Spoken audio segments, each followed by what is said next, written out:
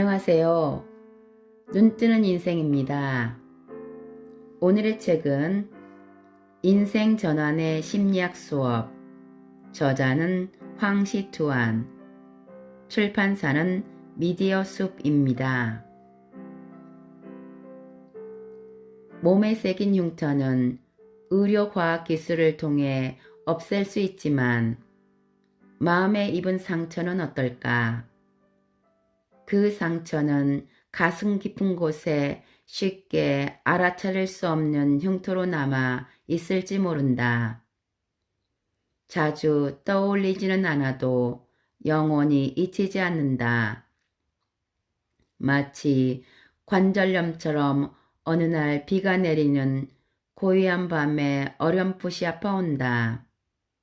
사건은 지나갔지만 감정은 시간이 지나도 사라지지 않기 때문이다. 정신적 상처는 감춰지긴 하지만 절대 입을 다물지 않는 특징이 있다. 그것은 당신을 영원히 고통스럽게 하고 건드리면 피를 흘리며 영원히 가슴에 남는다. 알렉산드르 듀마가 몽테 크리스토 백작에 쓴 이 말은 마음에 입은 상처의 본질을 정확하게 말해준다. 살면서 우리는 늘 시간이 모든 것을 해결해 줄 거라는 말을 듣는다. 그러나 심리학적 측면에서 마음의 상처는 그림자처럼 따라다니고 세월은 상처를 더 또렷하게 만든다. 한 수강생은 어렸을 적 부모님이 부부싸움을 할 때마다 쭈그리고 앉아 힘없이 울었다고 한다. 하늘을 바라보며 부모님이 싸우지만 않는다면 자신의 수명을 줄여도 좋다고 기도했다는 것이다. 어린 시절의 이 그늘은 그에게 부모와 같은 길을 걸을까 싶어 결혼을 두려워하게 했다. 연애를 하다가도 상대방과 말다툼에 부모님처럼 티격태격 하다 보면 관계가 깨질 것 같다는 두려움에 사로잡혔다. 그래서 비참하게 끝날 바에야 차라리 시작도 하지 말아야 한다고 생각했다. 이런 사례는 강의하는 중에 셀 수 없이 많이 만난다. 어린 시절의 그림자는 컵에 소금을 한 숟가락 넣는 것과 같아서 시간이 갈수록 희미해질 수는 있지만 시종 달콤하게 바꾸지는 못한다. 저명한 정신분석가인 프로이트는 상처를 받은 경험, 특히 어린 시절에 상처를 받은 경험은 그 사람의 일생에 중요한 영향을 끼친다고 말한다. 트라우마는 나무판에 못을 박아 뺐다고 해도 그 흔적이 남아있는 것과 같다. 순탄한 인생을 사는 사람이 어디 있겠는가? 또 가슴속 깊은 상처를 딛고 일어서 본 사람은 얼마나 많은가? 어떻게 해야만 마음의 흉터를 치유할 수 있을까? 우선 몸의 흉터에 대해 살펴보자. 수지 여사는 심리 건강과 신체 건강의 관계를 연구하는데 전념하는 심리학자이다. 그녀는 사고로 몸에 큰 상처를 입었지만 흉터가 거의 사라진 경험을 한 적이 있었다. 어느 날 자전거를 타고 가던 중 돌멩이에 부딪혀 순간 넘어졌다. 얼굴 전체가 땅에 닿아 단단한 돌이 그녀 얼굴에 큰 상처를 냈다. 보통 사람이 그렇게 심한 상처를 입으면 반드시 큰 흉터가 남았겠지만 그녀는 거의 예전의 피부로 돌아왔다. 어떻게 그럴 수 있었을까? 의사는 그녀에게 당신의 얼굴에 흉터가 하나 남을 것 같은데 평생 사라지기 어려울 것 같습니다. 라고 말했다. 그녀는 아닙니다. 그러지 않을 거예요. 피부는 예전처럼 매끈해질 거예요. 라며 의사에게 말했다. 그녀는 어떻게 이렇게 긍정적일 수 있었을까? 이는 그녀가 계속해서 신체와 심리 간의 관계를 연구했기 때문이다. 그녀는 몸에 흉터가 생기는 것은 다시는 같은 실수를 저지르지 않도록 일궈주기 위해서란 사실을 알았다. 상처를 통해 배우고 성장하고 다시는 같은 실수를 저지르지 않겠다는 다짐을 자기 신체에게 한다면 흉터는 존재할 이유가 없어진다. 그리하여 상처가 회복되는 동안 그녀는 매일 자신의 잠재의식과 소통했다. 나를 사랑해줘서 고맙고 지켜줘서 고마워. 자전거를 탈 때는 딴 생각을 하지 말고 주변 상황에 집중할게. 많은 것을 이번 경험을 통해 배웠어. 고마워. 이제 알았으니까 깨우쳐 줄 필요는 없어. 라고 말했다. 흉터는 잠재의식이 우리를 보호하기 위해 남긴 자국으로 우리가 교훈을 기억해서 같은 실수를 하지 않게 한다. 마음의 상처도 마찬가지다. 어떤 일들은 우리가 이미 지나간 일이라고 생각해도 여전히 생각하면 가슴이 미어지게 아프다. 이런 아픔이 바로 마음의 상처다. 이 상처가 남는 이유는 바로 앞으로 다시는 같은 실수를 반복하지 않도록 하기 위한 잠재의식이 주는 통증이다. 그러나 흉터는 우리를 같은 상처로부터 보호하는 동시에 우리가 어려움을 이겨내고 인생을 발전시키는 것을 제안한다. 이런 흉터들이 치유되지 않으면 장벽이 쌓이고 안전은 하겠지만 반면 매우 제한된 공간에 스스로를 가둬버릴 수 있다. 한 여성이 남성에게 폭행을 당한 적이 있다면 마음속에 흉터가 남는다. 세월이 흐를수록 그 상처는 숙성되어 점점 복잡한 감정을 띠는 흉터가 된다. 그래서 그녀와 남성 사이를 가로막는다. 이 흉터가 생긴 목적은 그녀가 이성에게 폭행당하는 것을 방지하고 같은 일이 일어나지 않도록 하는 데 있다. 그러나 이 흉터는 그녀를 보호하는 동시에 결혼에 방해가 된다. 잘못된 투자로 파산하여 영원히 업계를 떠났던 사람의 흉터는 자녀들이 사업하는 것을 막고 평생 안전지대에 머물기를 바란다. 한 번의 실패가 인생을 포기하게 만드는 것이다. 심리학적으로 보면 누구나 인생을 더 잘 살 수 있다.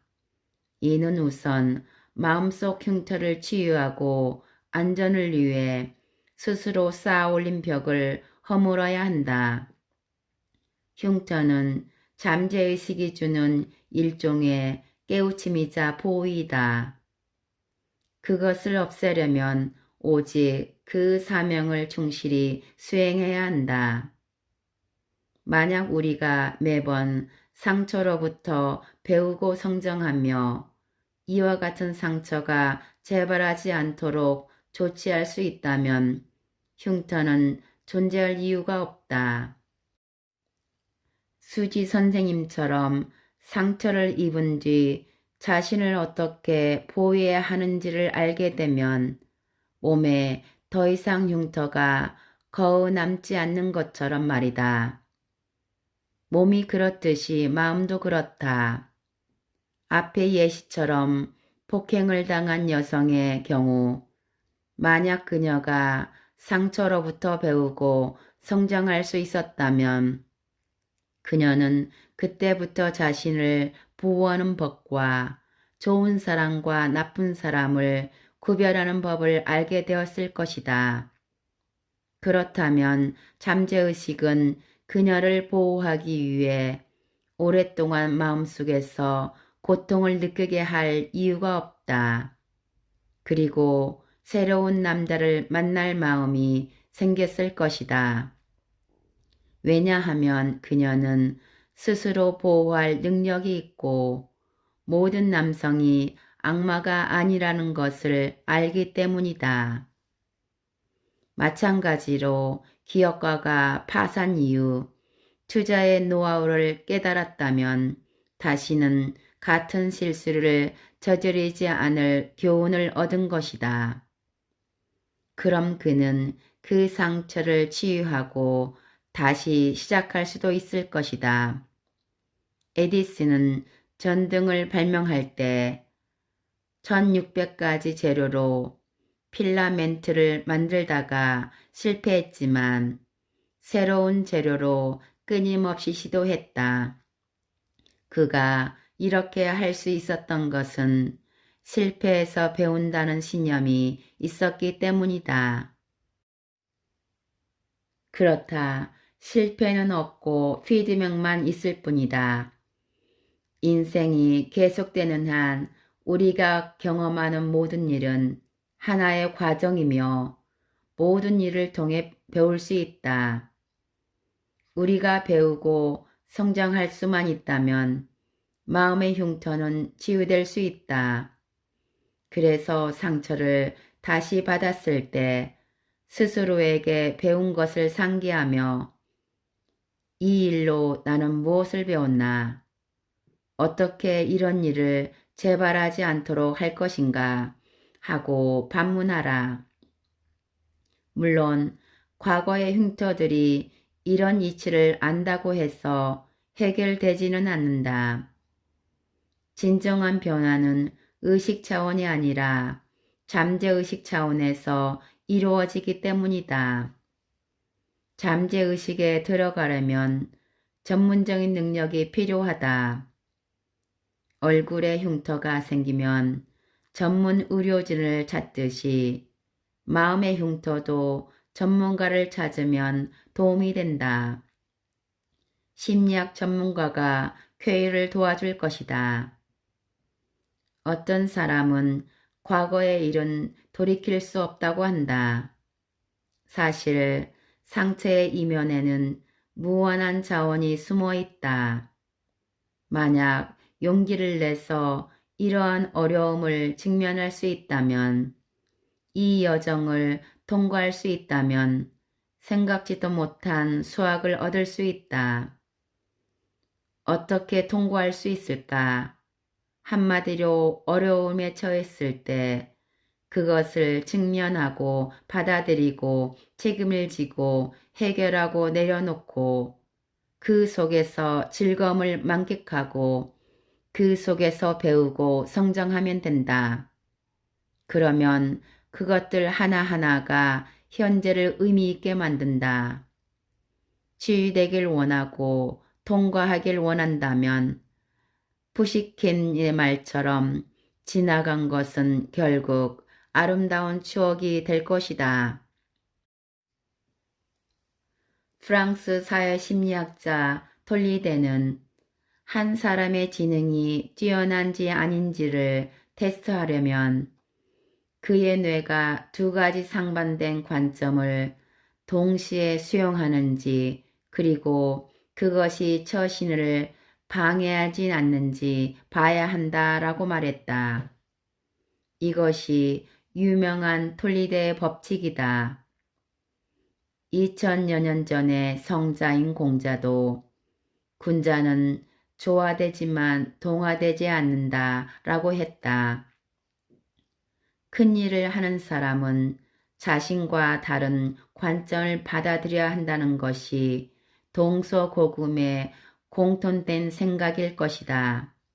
그러나 다양한 관점을 받아들이는 것은 쉽지 않은 일이다. 얼마 전 A군은 내게 사이가 무척 좋았던 형과 어떠한 문제로 부딪혀 이젠 만나도 할 말이 없다며 울상을 지었다. 우리는 친하게 지냈던 사람들과 더는 할 말이 없어지는 순간을 경험하기도 한다. 이는 어느 순간 상대방의 생각이 너무 날카롭거나 상대방이 내 생각을 보수적이라고 생각하는 거 둘 중 하나다. 두 사람이 마치 다른 세상을 사는 것처럼 어떻게 해도 같은 생각을 할 수 없다. 그래서 유유상종이란 말이 있다. 사람들은 각자 좁은 울타리 안에 갇혀서 밖을 내다보기 싫어한다. 과거에는 나도 그런 사람이어서 나와 관점이 다른 사람과 어울리는 것을 싫어했다. 때로는 비즈니스 때문에 어쩔 수 없이 관점이 다른 사람과 어울려야 할 때는 무척 답답해했다.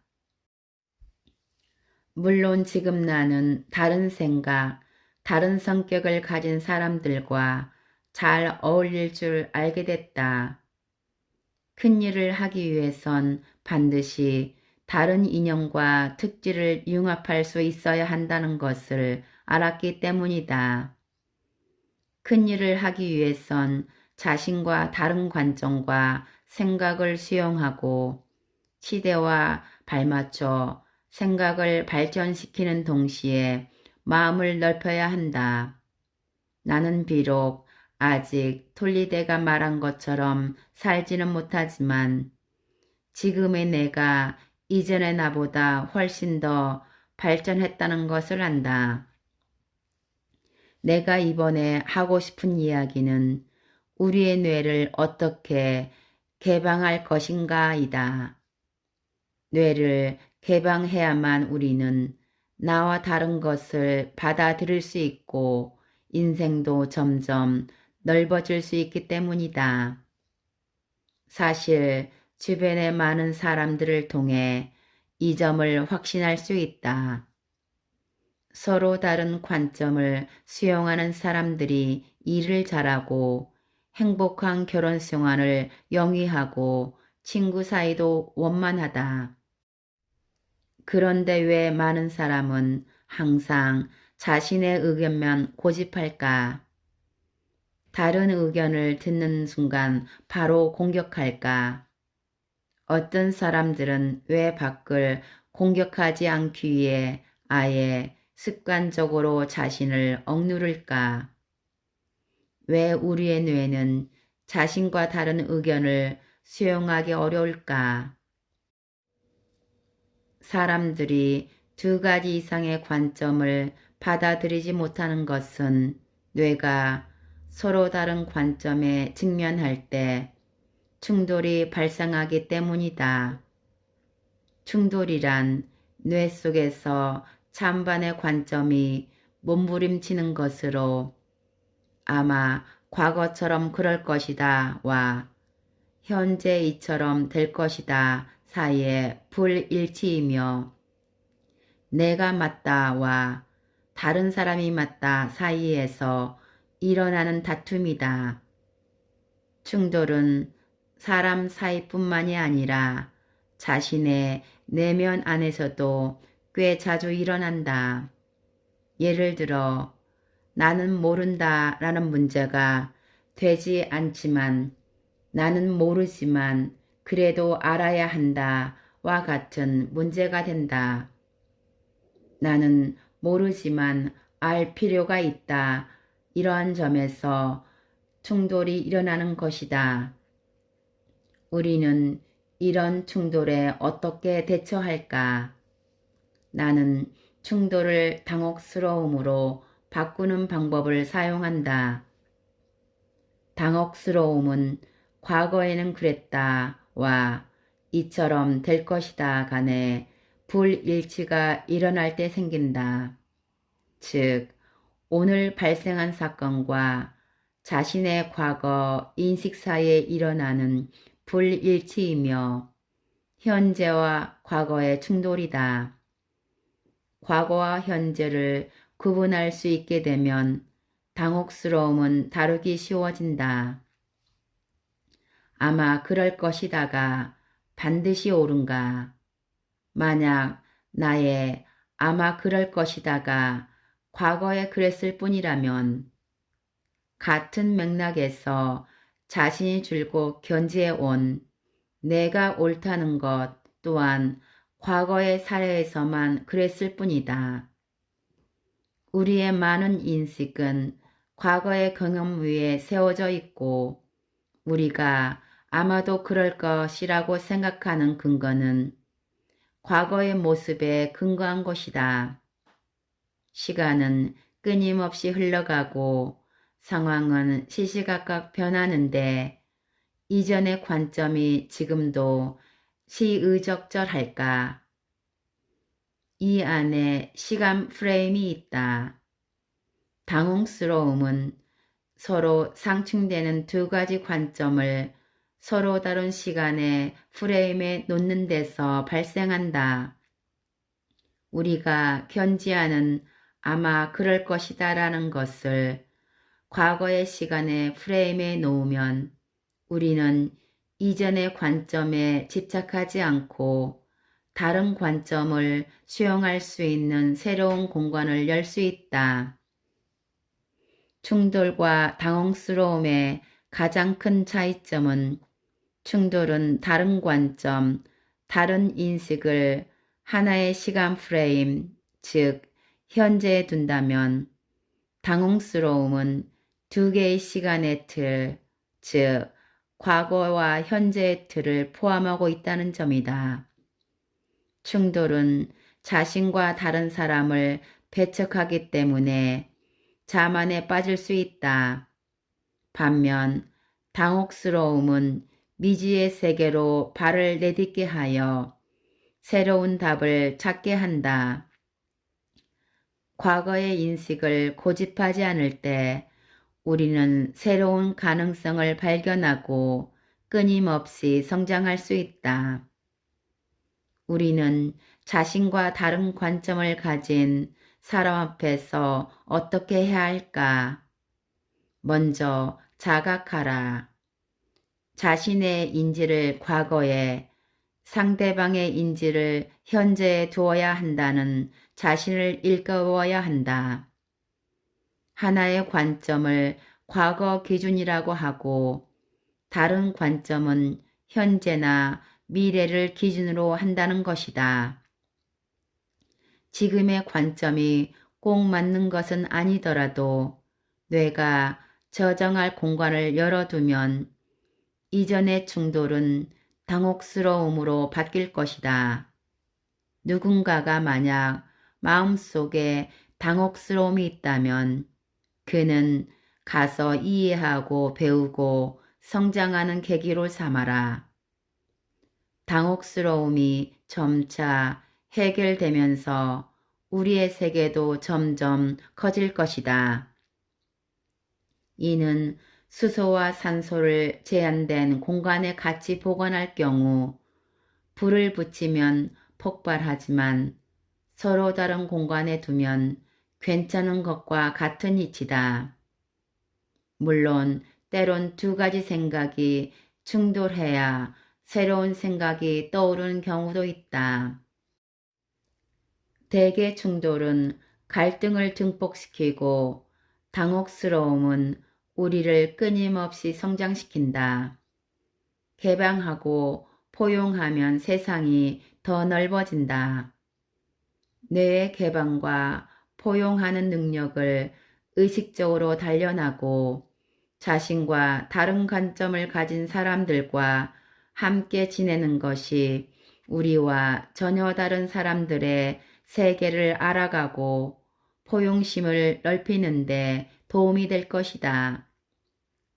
계속 이렇게 지내면 우리는 돌리대가 말한 것처럼 스스로 완전히 상반된 관점을 보존하면서도 정상적으로 행동할 수 있는 인지가 뛰어난 사람이 될 거라고 나는 믿는다. 감사합니다.